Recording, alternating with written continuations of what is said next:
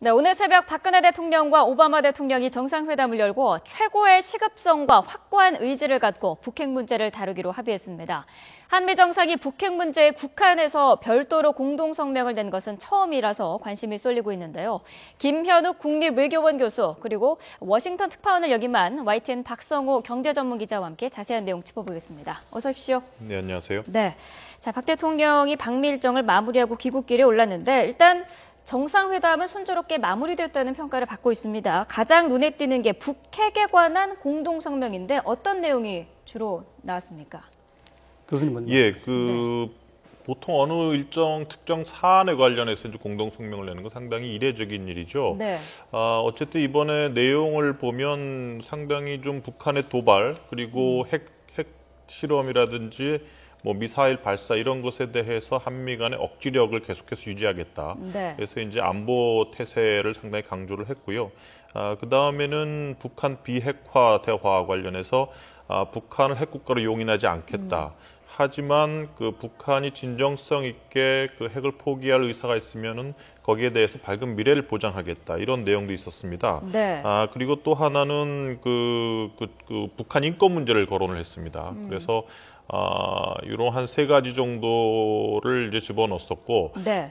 특징이 있다면은 기대했던 대북 인센티브가 좀 구체적으로 나오지는 않았다. 네. 하지만 동시에 북한을 아주 자극하는 문구도 상당히 없었고 원론적인 수준에서 담았기 때문에 추후에 어떤 남북 관계에서 긍정적으로 작용할 가능성도 많이 높아졌다고 보여집니다. 네, 북핵 문제에 국한에서 한미 정상이 성명을 냈다는 건 이번이 처음이라서 좀 의미가 있지 않습니까? 그렇습니다. 우선 백악관이 공식 홈페이지에 밝힌 걸 제가 한번 들어가서 뽑아봤더니 네. 이렇게 돼 있습니다. 이렇게 보시면 알겠지만 노란색으로 표시된 게 있는데 네. 이게 보면은 노스코리아 북한 문제에 관해서 나타나는 게 처음입니다. 네. 그러니까 지금 교수님 말씀하셨듯이 어떤 특정 주제에 대해서 공동성명을 발표하는 게 참 드문 일이죠. 대개 보면 여러 가지 이슈들을 한꺼번에 하는데 네. 제가 특파원을 할 때도 보면 그런 적은 별로 없었고요. 그런 다음에 이번에 또 정상회담을 계기로 해서 영어로는 팩트 시트라고 하는데 네. 공동 설명서라는 걸 냅니다. 그러니까 정상회담 공동 발표문에는 아주 자세한 내용이 안 담기고요. 네. 그것을 좀 보충하거나 보완하는 내용을 성명을 문서로 또 발표하는데 그게 공식 의제에 들어가 있지는 않았어요. 네. 않는데 중요한 문제들은 거기다 자세히 하는데 그것도 보면 오바마 대통령이 지난해 네. 4월에 방한했을 때 한번 그게 나온 적이 있고 한미 간에 그래도 공동 설명서가 나오는 것은 이번에 2번째입니다. 네. 자, 내용을 보면은 북핵에 대해서 강한 압박의 메시지도 있고 유화 메시지도 들어있는데 방점은 어디에 찍혀 있다고 볼 수 있을까요? 특별히 어느 쪽에 방점이 찍혀 있다고 보이지는 않습니다. 양자를 네. 다 강조를 했고요. 이러한 정책은 미국이나 한국이 계속해서 북한에게 강조했던 정책입니다. 네. 2012년도에 2구 합의가 아마 마지막 오바마 정부가 북한과 대화를 하렸던 그런 시도가 아니었나.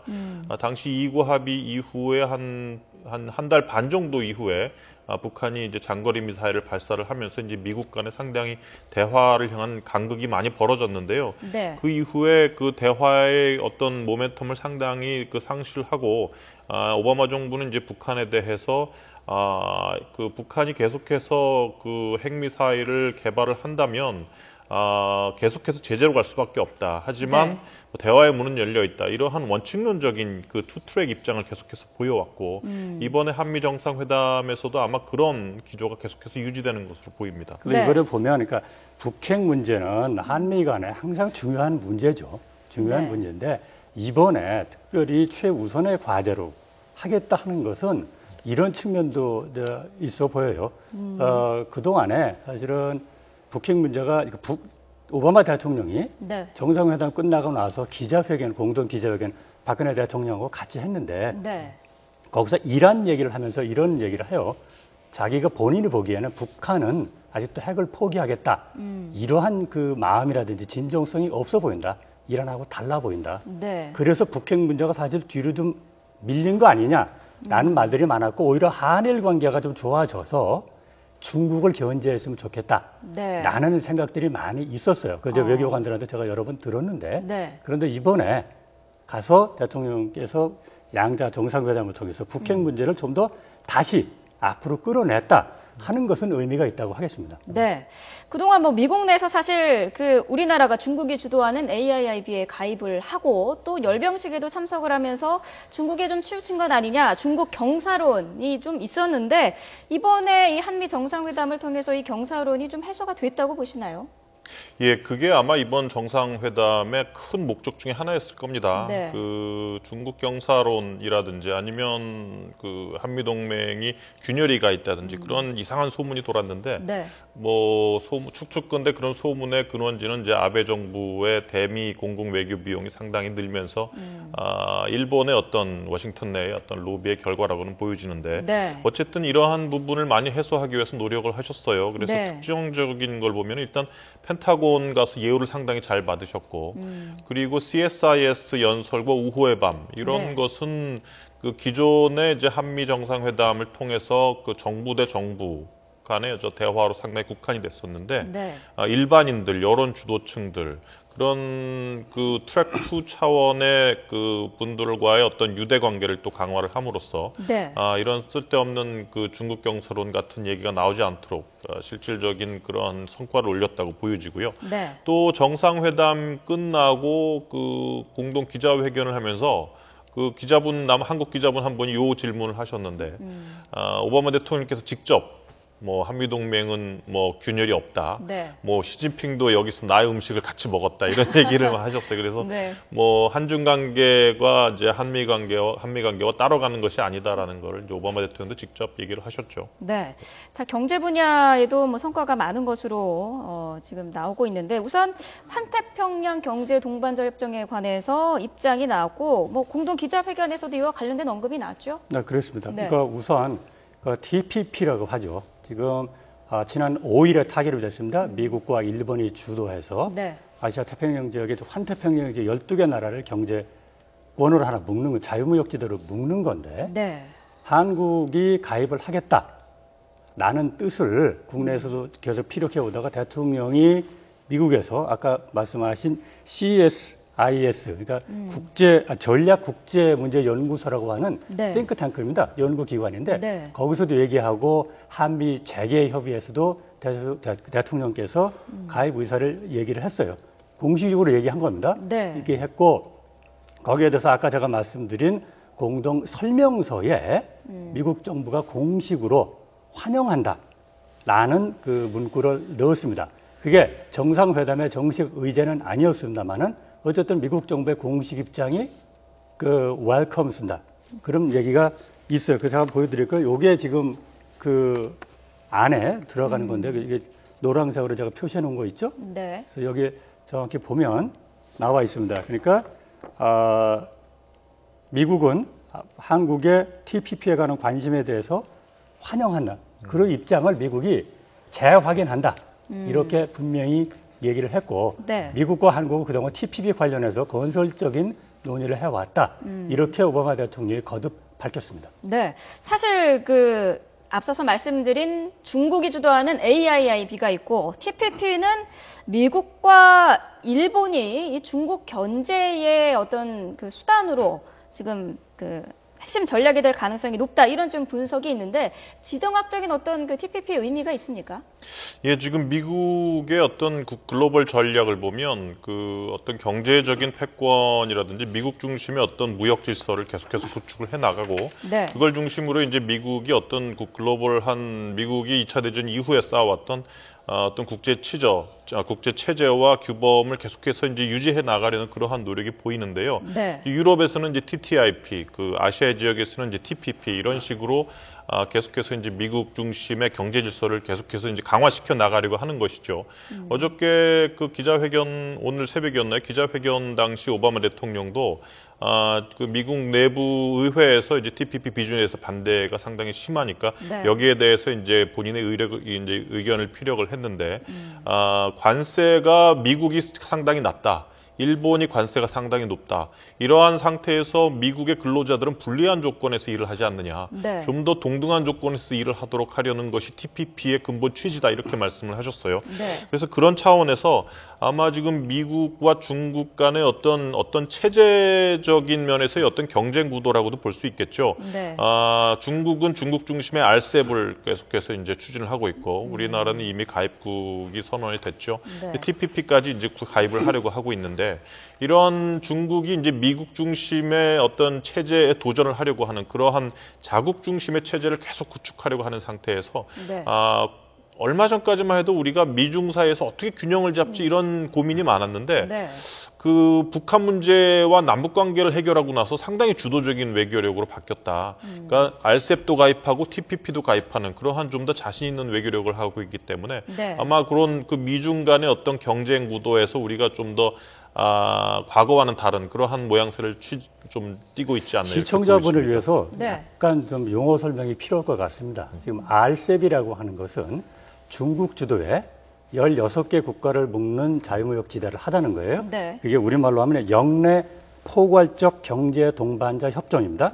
TPP는 환태평양 경제 동반자 협정이고요. 네. 그래서 이름이 좀 헷갈리는데 RCEP은 이제 그런 거고요. AIIB는 아시아 인프라 투자은행이라고 그래가지고 중국이 육상과 해상의 실크로드를 다시 구축을 하면서 유럽이나 이런 쪽을 중앙아시아 묵자, 동남아시아도 한꺼번에 묵자하는 네. 그런 사업을 하기 위한 투자 은행을 얘기하는 것이고요. 하나 제가 첨언 드리고 싶은 것은 방금 말씀하셨듯이 오바마 대통령이 이런 얘기를 했어요. 기자회견에 TPP는 지정학적인 이유도 있다. 지오폴리티컬 리전이 있다. 이런 얘기를 했어요. 네. 자, 그러면 지난 5일에 TPP가 타결되고 그때 바로 직후에 오바마 대통령이 무슨 얘기를 했냐면 이것은 세계 무역을 좌지우지하는 그런 규범을, 룰을 중국이 쓰게 할 수 없다라고 경제적인 얘기를 했어요. 네. 경제적으로 중국을 견제하겠다는 얘기를 했거든요. 근데 이번에 하나 더 나간 거예요. 네. 이것은 이 TPP는 그것뿐만 아니고 지정학적인 이유도 있다라고 이야기를 해서 네. 이거는 경제 더하기 지정학적으로 중국을 의식했다. 이런 것을 분명히 한 것입니다. 네. 사실 이 TPP의 가입 시기를 두고 국내에서 좀 얘기가 나왔습니다. 뭐 바로 가입해야 되는 것 아니냐, 아니면 좀 기다려야 된다. 이후에 가입하는 거는 조금 불리한 측면이 있을 것이다라는 얘기도 나왔는데 이 TPP 가입 여부에 대해서 좀 우리가 얻을 수 있는 실익이랄까요? 이런 게 어떻게 좀 계산을 할 수 있을까요? 일단 그 기자님께서 말씀을 하셨듯이 지정학적인 측면이 있습니다. 네. 그래서 우리가 지금 미국이 그 작년 3, 4분기부터 이제 경제 성장률 5%를 찍었고 네. 이후에 이제 경제력을 계속해서 이제 회복 분위기가 있습니다. 그래서 올해 초에 국가안보전략 보고서를 보면 미국이 그 국내 경제력을 회복하고 국내 국력을 회복을 하면서 네. 이제 미국이 리더가 될 것인가 안 될 것인가 그 퀘스천은 사라졌다. 어떤 방식으로 리더십을 잡을 것이냐 이게 퀘스천이다라고 수잔 라이스가 이제 브루킹스에서 우리 최 얘기를 했습니다. 네. 그런 만큼 이제 추후에 미국의 아시아 재균형 정책은 상당히 적극적으로 진행될 것이고 그 중에 이제 TPP가 아주 중추적인 역할을 할 것이기 때문에 네. 우리는 이제 TPP 가입을 당연히 이제 추진을 해야 되는 것이죠. 그래서 이번 계기를 통해서 이제 지금 그 미국 내부에서도 이제 의회 승인 절차가 남아 있지만 이번에 말씀하신 게 아주 적절했다고 봐요. 내년 그 대선 분위기 미국 내에서 그 상태에서는 또 이런 문제를 한미 간에 얘기할 기회도 상당히 없을 것이고 그래서 네. 어저께 뉴욕 타임즈 기사에는 그 오바마 퇴임 전에 그 한국 TPP 가입이 가시화될 것이다 이런 기사도 났고 그래서 네. 아마 좋은 성과가 있을 것으로 기대합니다. 네. 자, 경제 부문에 삽입된 다른 이슈들도 좀 있었는데 어떤 부분이 좀 중요한가요? 경제 분야는 이게 우선 TPP가 가장 우선이었지만 네. 그 다른 또 중요한 문제가 있습니다. 이번에 공동 설명서에 보면요. 6가지가 있는데 네. 물론 맨 앞이 한미 동맹 강화죠. 그거 빼고 5가지는 사실상 경제하고 굉장히 밀접한 관련을 맺고 있습니다. 네. 교역이나 경제를 심화하는 것도 있고요. 지역적인 협력도 있고요. 그다음에 글로벌 파트너십도 있고요.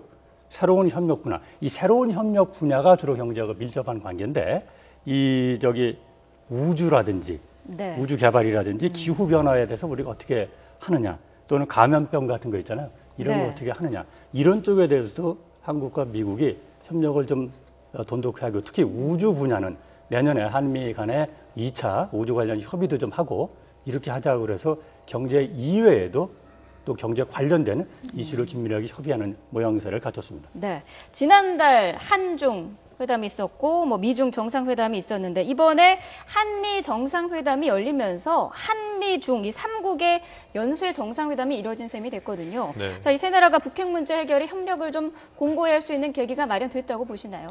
예, 지금 현재 이제 시진핑 정부가 들어서고 나서 한국과 미국, 중국의 3국의 대북 핵 정책이 일단 같은 방향으로 가고 있습니다. 네.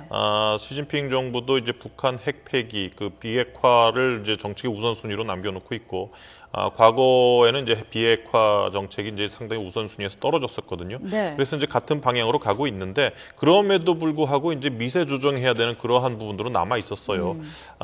그런데 이제 이번에 북한이 당창건 70주년을 맞이해서 4차 핵실험을 하지 않을까, 또 장거리 미사일을 발사를 하지 않을까 그런 우려가 있는 상태에서 네. 한중 정상회담을 하면서 대북 정책에 대해서 더 그러한 미세 조정, 미세한 차이마저 없애는 아주 좋은 효과가 있었거든요. 네. 그 결과 류인산이 북한을 방문을 하면서 이러한 도발 자체를 지금 상당히 중지를 시키고 있는데 그런 차원에서 이제 한국이 미국으로 와서 이 한반도 차원에서 이제 한국과 중국 간에 이제 조정한 대북 정책을 이제 미국과도 완전히 이제 합의를 함으로써 아마 추후에 대북 정책에 있어서 좀 더 굳건한 그러한 한미중 간의 이제 새로운 3자 공조가 마련이 됐다고 보여집니다. 네.